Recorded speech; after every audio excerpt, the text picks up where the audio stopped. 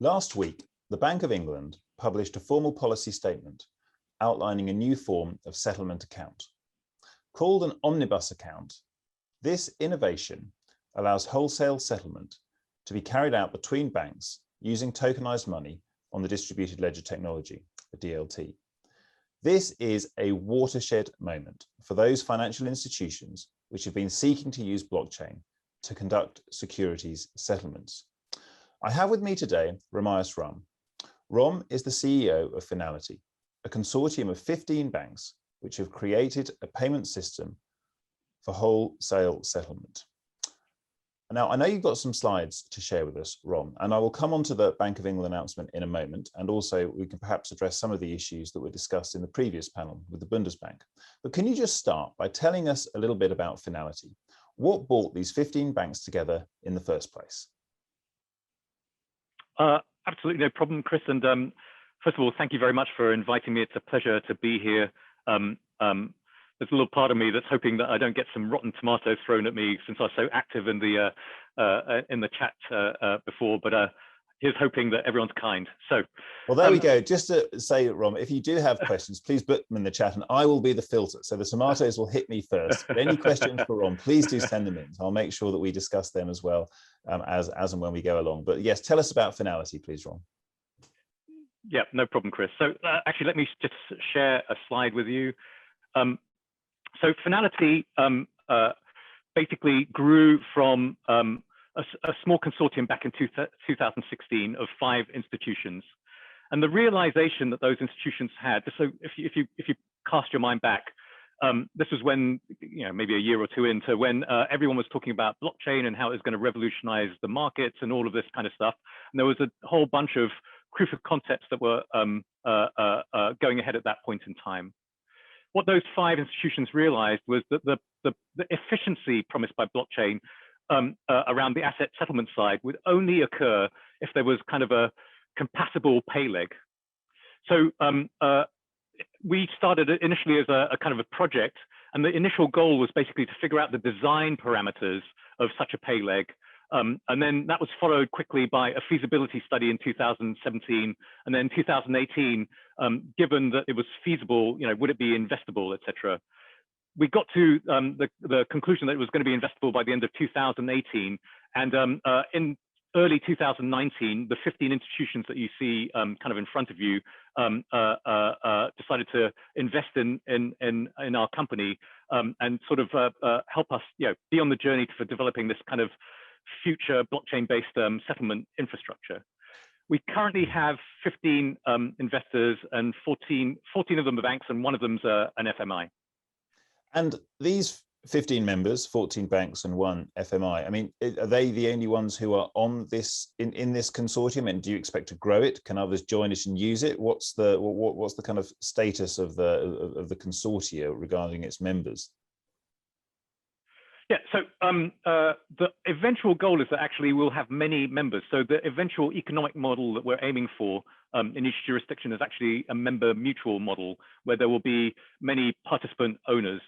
So we fully intend to expand the ownership in the fullness of time.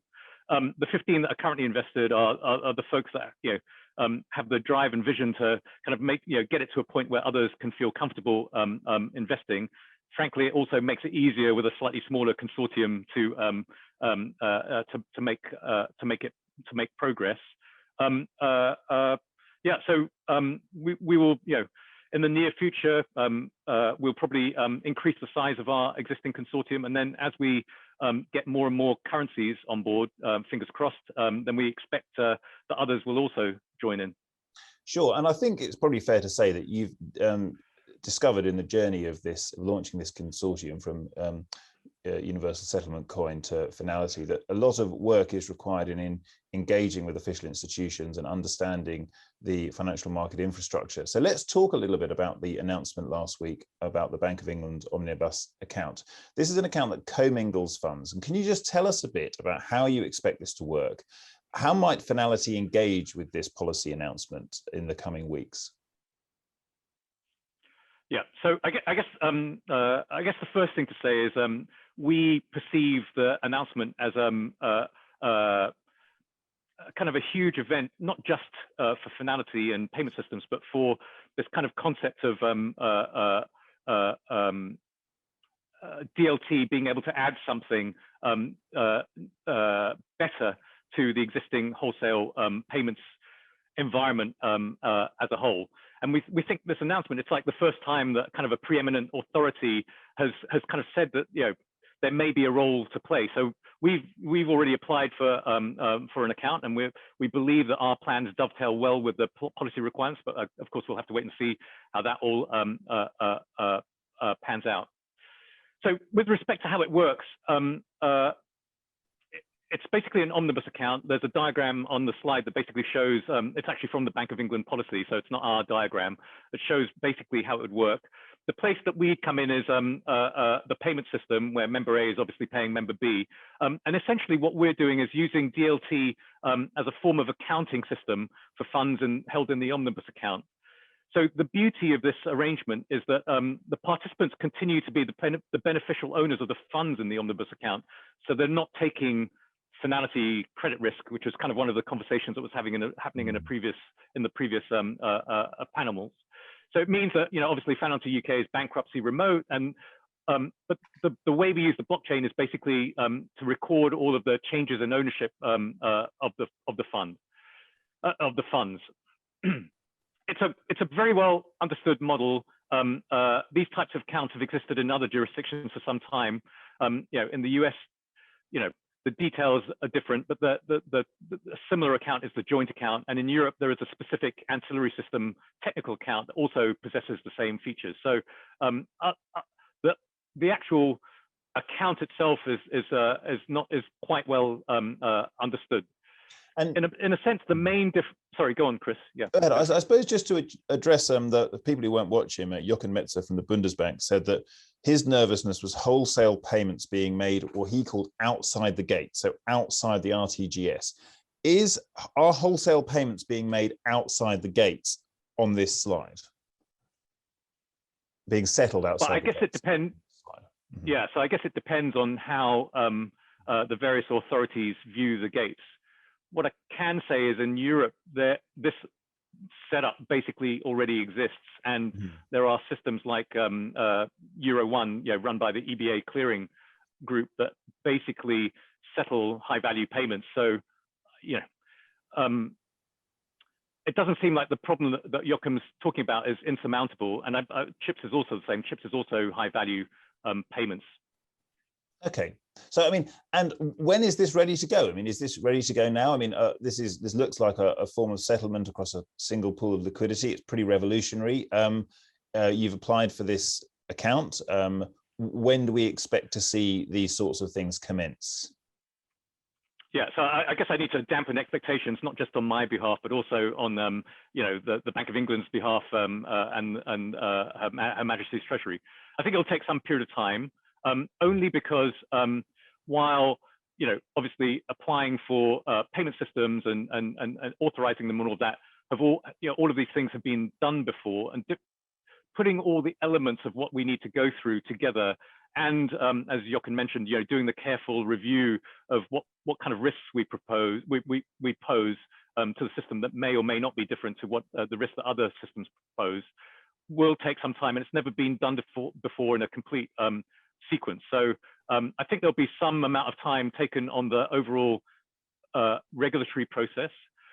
Speaking for us, we also have a little bit of work to do because we didn't know when this stage was going to be arrived at. We also need to actually set up an entity in the UK and do all of the operational hiring and implementation, etc. That'll take a few months. We obviously completely know how to do all of the technology and have built you know, a functioning version of that. But I imagine as we get closer to hooking up to the RTGS, there'll be more and more kind of non-functional requirements that need to be met that we'll need to dig into a bit more. So I can't give you a precise time, but I'm hopeful that it's not too far into the distant future. Thank you. Yeah, go ahead. Yeah, well, no, actually, you go for it. Well, I was just going to ask about. I mean, when it does happen, I mean, the way that liquidity management occurs will change. I know you've got a couple of slides on that and how you see it. So I'd be interested for you just to talk through that, just so it's, because one of the benefits of this is, I suppose, that the liberating of liquidity requirements and the changes that could come as a result of that. So do you want just to talk through that part of it a bit, if you wish? Yeah, that'd be great. Pleasure. So one of the things that we, just to put Chris's comment in context, one of the things that we kind of market is that we would be able to produce what we term a single pool of liquidity. And you know, like with all of the terms in this kind of new space, it needs a little bit of explanation of what precisely we're talking about. So what you see on the slide is kind of a stylized diagram of how settlement kind of liquidity would need to be split up for, let's say, a foreign institution trying to settle into you know, a domestic currency. So all the stuff in kind of the nice kind of shade of green is what would happen normally on a single jurisdiction with domestic participants, et cetera, et cetera. But when you have a foreign bank that wants to settle, they've actually got to split their liquidity across several intermediaries. So if they're just doing payments, they obviously have a nostro at some sort of correspondent bank. That's our commercial bank 2 in our representation. They need to maintain liquidity there. Separately, if they're settling securities, they may need to maintain liquidity at a CCP or at their broker dealer. And so what happens is they end up having to, they kind of have to split their liquidity across multiple pools or puddles, I guess, in this case. And that's kind of a problem because it imposes balance sheet costs. Well, there's the pure cost of holding too much liquidity, and then there's all the balance sheet costs associated with it, both from the perspective of the foreign bank and actually all of the people on the other side holding, you know, holding their balances that presumably have to have some sort of overdraft function in case they make payments that you know, aren't covered, et cetera, et cetera. So it's a situation that works right now, but it's kind of suboptimal. Mm-hmm. What we're proposing is, and this the previous panel kind of alluded to this, what we're proposing actually is to allow people, by widening access, to directly interact with their own pool of liquidity. So they only need one pool of liquidity, basically, and then they can interact with all of the other players that they need to interact with. So basically, we start to remove all of the risk of you know, all of this intermediation, and it's the model change, and this kind of goes to Mr. Metzger's point from earlier. It's the model change, the business process change that actually results in, you know, faster settlement with more efficient liquidity usage and fewer parties to reconcile. It's this whole idea of, if you widen the access, you can start to do all of those things much quicker. So I completely agree with the previous comment that this would be possible to do on different technology. This is another way to do it. The way we're proposing to do it has one advantage over existing sort of centralized technology, and that is around concentration of risk. So obviously, if you do this, there's some amount of concentration of risk from a financial perspective. But if you use the setup that the Bank of England's proposing around omnibus accounts and what's already available, you kind of remove all of that financial risk. The second piece is around operational risk. So if you have one operator operating it, obviously the risk is concentrated, the operational risk is concentrated in that one intermediary. If you start to distribute all of the technical operation of those nodes, then you know, it's a way to start to reduce the dependence on any one institution functioning correctly at any point in time. So for us, there's a big resilience question around it.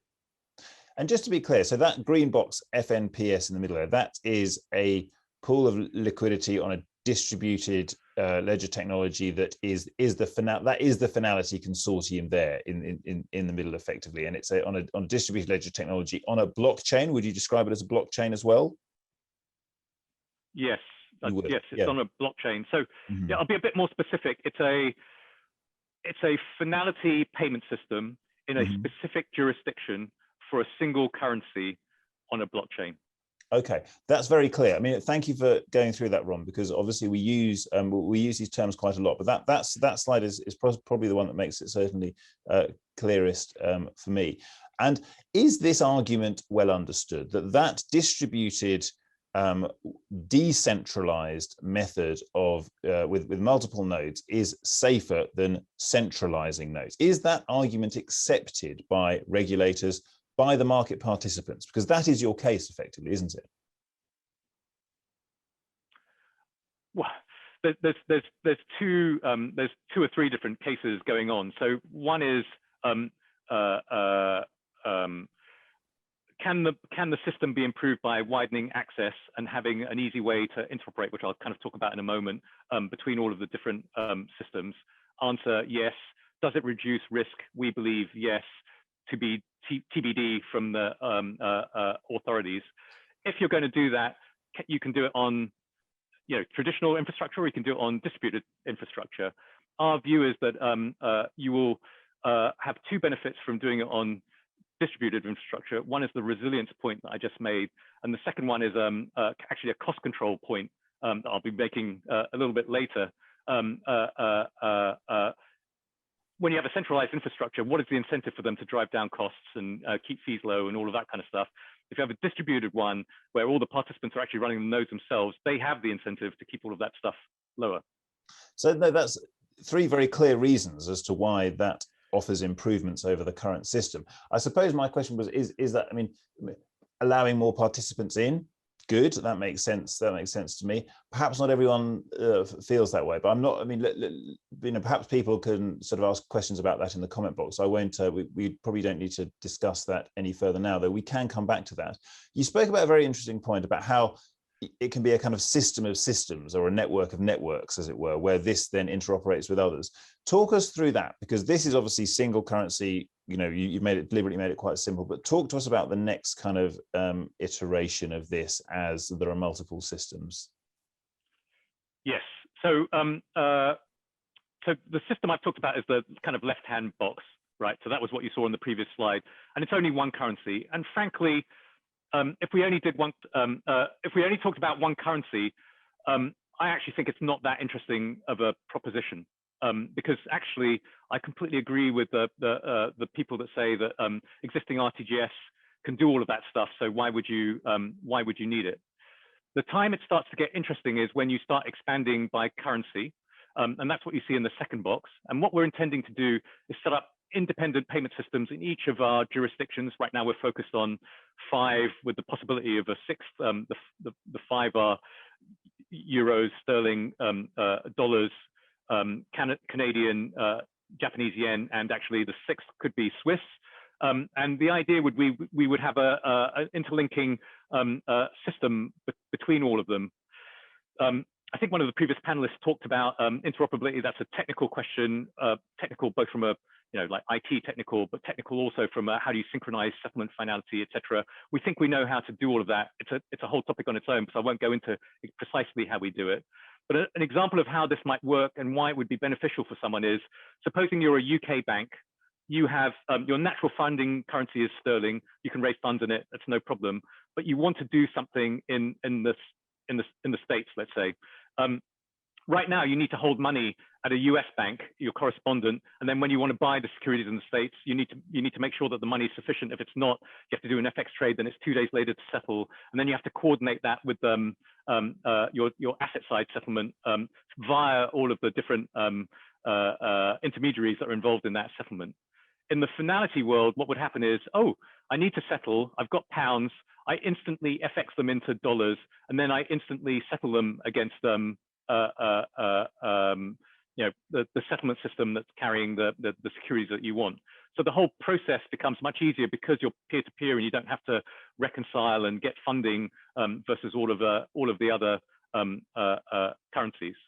The last piece, which is the right-hand column, I've kind of alluded to in talking about the FX thing, is when we can start to interoperate with security settlement systems that are also present within jurisdictional, within other jurisdictions. And so we expect that we'd be able to enable DVP on a bilateral basis, even between without the need for a kind of intermediaries as soon as other security settlement systems that have similar characteristics to ours come online. Thank you, Rom. These slides make it very clear, actually. So thank you for sharing them. We'll do a few more of them, and then we'll have a question and answer session without slides. And I can see some good questions coming in as well. But the thing that strikes me here really is that you're talking about a degree of disintermediation that is really very far-reaching indeed. I mean, it's a new kind of design for the financial market infrastructure. It's a new there are elements to it that will have far-reaching implications. So just talk to us about this and how you have, I suppose, how this looks once it becomes real. I mean, when you start removing these elements and this system exists, there are going to be some changes that will probably change how we think about financial markets as well. So just talk to us a bit about that. Yeah, I mean, so in the end, what we think we're doing is actually developing a new design of FMI, to put it bluntly.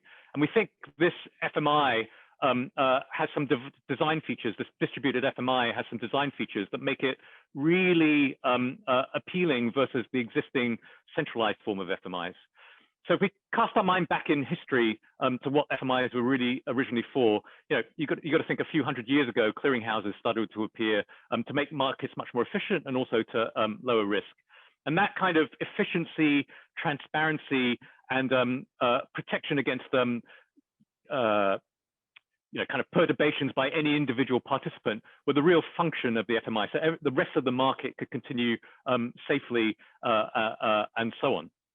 The issue that we've started to develop, particularly since 2008, when there was a call for more safety in the market versus versus participant kind of defaults and so on, was we started to concentrate more and more risk into fewer and fewer kind of FMIs. And at some level, we absolutely have lowered the risk of the market overall. But we have exposed ourselves to greater kind of tail risk. So if those FMIs now something starts to happen to them, that's a problem. We've basically created a lot more systemic risk in the system. The other thing that's happened is by centralizing much more, there's less of a control, I guess, around for the participants around costs. So of course, lots of these things are owned by market participants, and they try their best to reduce the cost. But in the end, there's kind of this agency problem of how you run it. And what we're proposing is actually something that basically puts the risk back to the people that create the risk and actually profit from it. And secondly, allows those participants to drive the cost down based on how they manage their own infrastructure and so on. So this is what we think that this new design actually could extend beyond payment systems into lots of other areas. And we think that's quite a potential innovation. And so I think you've described it before as analogous to the internet, really, with a new governance and efficiency model, which I think is quite an interesting way of looking at it. I suppose, I mean, looking at it from that point of view, is there the evidence that the market participants want this? I can see there's a consortium, there's clearly the technologists want it, and there's clearly a lot of desire to try and make the most of this. And I can really see that, and that you make quite a compelling case for that. But in terms of the less savvy market participants, the buy side, the sell side, the investors, is there evidence that there's a demand for this type of change over and above what we have now? I would put it differently. The market participants definitely want cheaper, more efficient settlement that allows them to utilize their balance sheets more optimally. That's without question. To be honest, I don't think they really care about how that's achieved, right? Like there could be any number of suggestions about how they get there, and they're obviously open to any methodology that can deliver that change. What we think we're doing is proposing a method. It may not be the only one, but certainly a method that actually hits all of the different points that they're kind of talking about, right? We can make it cheaper, we can make it much more efficient, we enable the optimization of balance sheet. Actually, from a societal perspective, we actually lower overall risk in the system, the overall financial system. So while we're not claiming that we would be the only system that could do that, or the only way that you could get there. We're certainly saying that this is a way to get there, and we think that there's several elements to it. Part of it is technology to cover the resilience point and this kind of driving costs down point. Part of it's actually much more to do with, as we mentioned in the previous panel, it's really about a different business process and what that enables and how the regulation changes around that. So I'm specifically referring to, you have to widen access to enable something that takes the risk down. Thank you, Ron. So yeah. Should we just remove the slides now for the last 5 minutes so we can just, yeah. We've had a few questions that have come in. I mean, we had, I suppose, one that's slightly cheeky, I suppose, but from the from one of the viewers. I mean, how far does this business model go? I mean, as your slides very, sort of clearly showed that the central counterparties were removed, but then there were still central banks there. I mean, if you take this business idea to its logical conclusion, would the central banks as intermediaries themselves not also disappear? No, because I don't think there's any way to change the need for central bank money, which is essential for wholesale market settlement, right? Like nobody's going to trust, commercial bank money. Well, maybe they will, but I think it's unlikely that they will trust commercial bank money for settling wholesale financial market transactions. I think you could improve the resiliency of this system, actually, if the central banks decided to take, basically the private keys for issuance, and they directly controlled the issuance of the tokens on there. But that's, we're a long way from that that situation. And that, then the question is that any different from CBDC? And the answer is no. That is actually CBDC at that point. And the only question comes about who runs the infrastructure. And there could be a debate about whether it's more resilient for the market, for the participants to run the infrastructure, via their nodes, or for the central bank to run it centrally. I guess we'd all have our opinion about that. We would, and I certainly think that the way you describe it there means that the link between the central bank's role is obviously a key part of this, and we saw that with the way the Bank of England made this announcement. Just going back to the central banks, then, with the Bank of England announcement, that is obviously one that is a watershed moment, as I described. But you also spoke about the euro, the Canadian dollar, the US dollar, the yen, and the Swiss franc. At what stage are those other central banks at getting the Finality sort of network of networks to a point where you can advance with those other currencies as well? Is this something where the central banks are working in harmony? Is it something where you have different conversations with each one of them? Tell us a little bit about the flavor of the different discussions with those institutions. I can't comment on whether the central banks are working in harmony. I mean, I know that they all, they're all colleagues, and they meet on the various CPMI type panels and some things like this. I imagine that they discuss this, but I couldn't say what the level of discussion is. We have bilateral conversations with each of them, and there are many, as was hinted at in the last panel, there is an abundance of caution, because there's elements of this that are quite new. Not the technology is one part of it, but other elements of what we're proposing that are quite new. And there is a accountability for those central banks around the safety of the financial system. So we're working our way through answering the questions that they have as they arise. Sure, thank you. And I mean, the thing about the Bank of England announcement last week is it was coupled with the announcement of the CBDC project work, and it was with the looking into the idea of digital currency, and there's a joint task force between the British Treasury and the Bank of England on that. What's your view of how these conversations about wholesale settlement are sometimes linked to the CBDC argument? I mean, we haven't spoken about CBDC, Finality not creating a CBDC, but there is the obvious link there. And I'm wondering what the best way of kind of approaching this is in terms of the discussion. How do you handle that? I mean, do you get lumped with a CBDC sometimes? Do you have a particular view on how a CBDC should be part of the solution?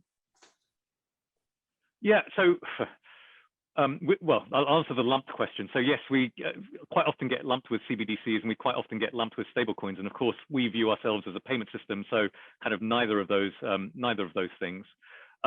The announcements that we've seen from the Bank of England and most of the other central banks around task forces and various kind of studies of CBDC appear to us to be predominantly focused on retail. So the Bank of England announcement said it was about households and businesses and all of that kind of stuff. And so for us, that the problems posed by something like that are completely different, and the benefits, obtainable from something like that are completely different from what we're kind of talking about. I mean, as well off as I like to think I am, I don't really have balance sheet problems and all of this kind of stuff. So I think, the folks that are worried about how to solve the problems for retail will be focused on different things. So we do, generally speaking, when people ask us about it, we think it's just a different topic, essentially. Thank you very much. Thank you for explaining that, Rom, and good luck to you and the Finality team as you go about this endeavour. Thank you for all the viewers as well and for the questions that came in. And please stay with us if you are a DMI member or if you've been invited to the invitation-only session, which starts now.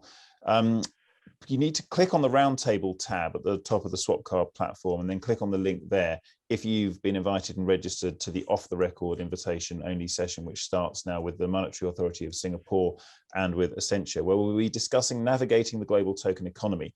Ram, I expect you'll be in that session Ram, I expect you'll be in that session as well, and I look forward to seeing everyone there in a moment. Thank you all very much.